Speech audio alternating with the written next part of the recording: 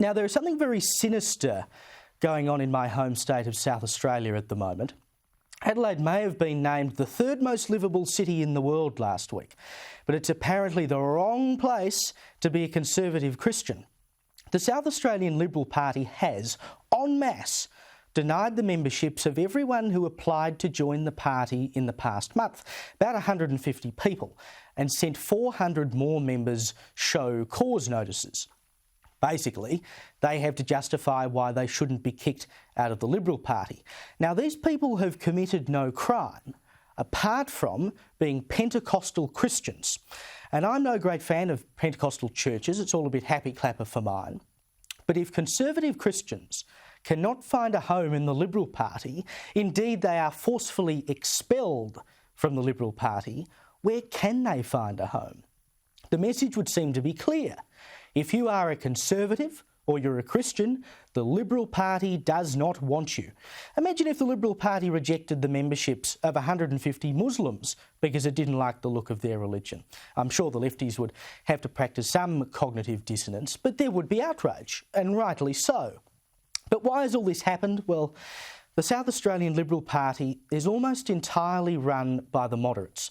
Bit by bit, they have taken control of every facet of the party. They run the State Council, the State Executive, they run the Women's Council. There are almost no Conservatives left in the parliamentary Liberal Party in SA, and that's just the beginning. But as a result of this, SA's Liberal government, which, by the way, is the first Liberal government in this state in nearly 2 decades. There was 16 years of Labor government before they were elected in 2018, which you would think would give them some impetus to actually do something genuinely conservative and liberal for this state. Absolutely not. They've pursued a socially left-wing agenda without any consequences. Now, this government introduced and passed legislation that allows for late-term abortions if having the child might be detrimental to the mother's mental health. Not the typical fare of a Liberal government, you wouldn't have thought. Members of this government last week overwhelmingly backed pro-euthanasia laws. So Senator Alex Antic, a Liberal senator for South Australia, a Conservative, went out to largely Pentecostal Christian communities and told them, if you're not happy with the way this government is going, sign up to the party and make a difference. And fair enough, participate in democracy. Now, partly as a result of that, but also for other reasons that I'll explain in a minute, about 500 new members have signed up to the Liberal Party in SA this year. The membership of the party is somewhere around 5,000 people, which means those 500 new members, which would equate to about 10%, present a significant threat to the ruling moderates. 500 new Conservatives, they don't want that.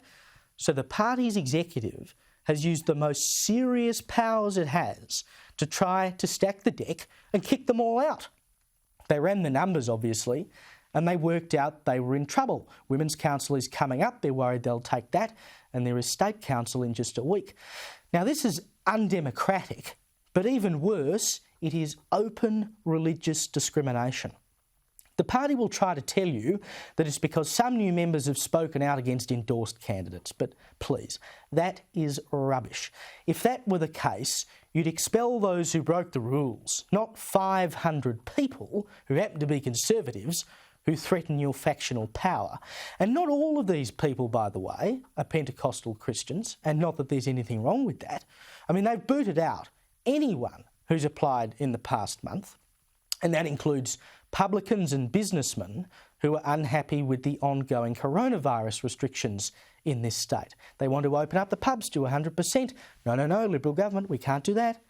And these people, quite understandably, are livid.